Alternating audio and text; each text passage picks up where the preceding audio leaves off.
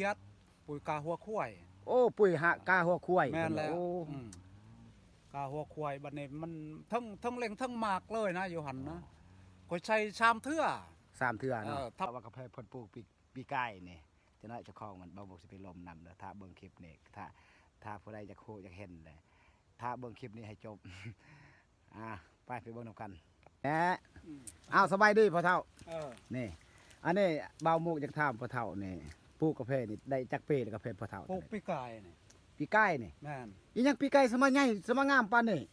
โอ้ก็ใส่ปุ๋ยลายได้นี่โอ้ปุ๋ยแต่ว่าปุ๋ยเจ้าใส่ปุ๋ยนี่15มื้อเทื่อนึงใส่15มื้อเทื่อนึงในเดือนนึงใน2เทื่อโอ้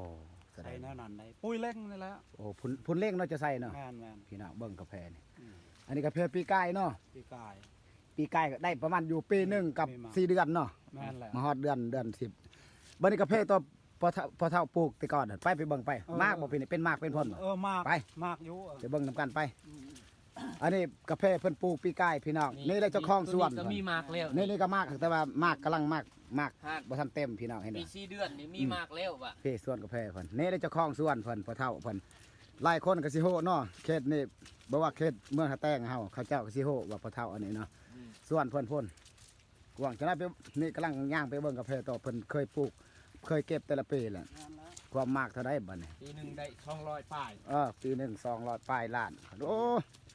ปลูกปีไก่กันแต่ว่าบ่งามก็ยังบ่ทันพอเฒ่าอันนี้เพิ่นโอ้ตั้งทันใจมันมีสูตรแต่ว่าสูตรจะน้อยเบามุกสิถามสูตรยังแน่เราใส่แล้วกันรักษาเบิ่งพ่นเริ่มดอก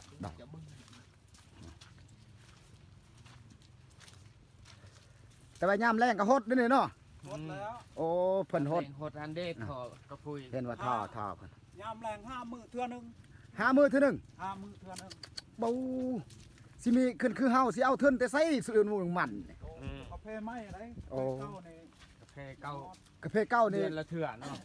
จากมื้อเทื่อนึงเฮาฮดกาแฟเก่านี่กาแฟเก่าก็มีแต่3เทื่อนะโอ้ฮด3เทื่อนั่นแล้ว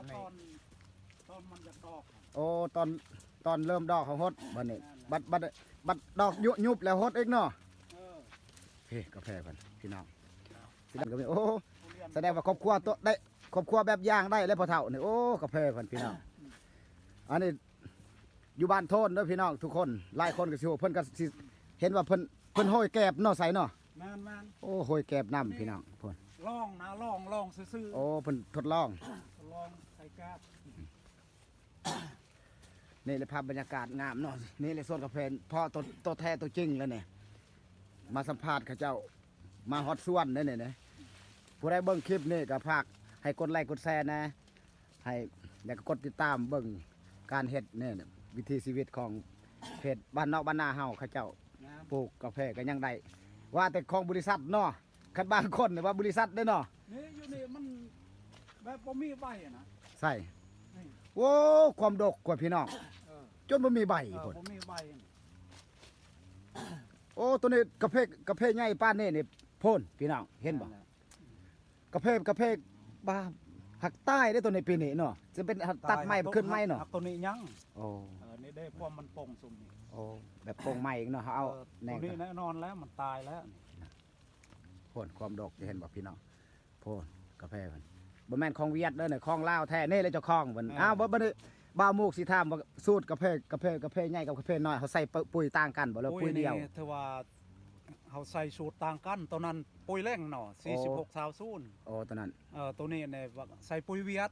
ปุ๋ยกาหัวควายโอ้ปุ๋ยหะกาหัวควายแม่นแล้วกาหัวควายบัดนี้มันทั้งเล็งทั้งหมากเลยนะอยู่หั่นนะก็ใช้ชามเทื่อ3เทื่อเนาะทำอิฐเฮาฮดทำอิฐหันใส่เทื่อนึงฮอดเดือนที่7แล้วใส่เทื่อนึงนี่ฮอดเดือน10อีกใส่ยังยามแรงเฮาฮดเฮาก็ใส่ปุ๋ยน้ำบ่ใส่เลยผู้ใดให้น้ำตอนละลายเนาะแม่นแล้วตอนอยากฮดทำอิฐใส่โลด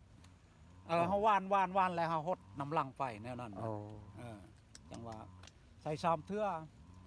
อันนี้มันปุ๋ยบ่เพียงพอได้คันเพียงพอนี่มันถือกันประมาณ2ต้นปลายนะ2ต้นปลายหรือ2ต้นนี่แหละสำนักโอเคเนาะตามนี่ช่างมีแต่ต้นหนึ่งก็ใส่ยังบ่พอนี่ก็ยังเป็นมากเป็นผลเลยซ้ำนี่เพราะว่ากาแฟมันลายกกเลย1,200 บัดอ้าวเฮาย่างไปเบิ่งทางพุ่นอีกอ้าว ปรึกษานำลาวก็สามารถติดต่อหาเราได้หรือว่ามาสอบถามเขาเจ้าใดเนาะเขาเจ้าบอกเขาเจ้าสิแนะนำวิธีการปลูกและการดูแล นั่นแหละ อันนี้ก็บ่แม่นบ่ไกลอยู่เมืองท่าแตงแข้งสิกองเฮาแหละอยู่บ้านโทนเฮานี่แหละ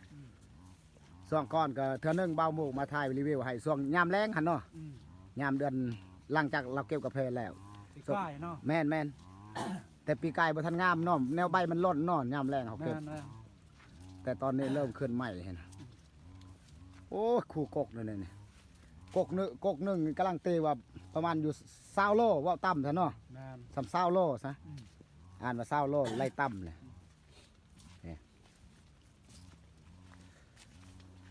น้ำโปมถือว่าแต่ละจุด โพด แต่ละจุดเราต้อง เป็นไง ได้ใช้